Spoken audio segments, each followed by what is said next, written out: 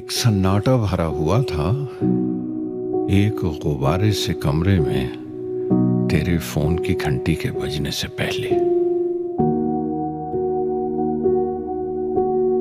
बासी सा माहौल ये सारा थोड़ी देर को धड़का था।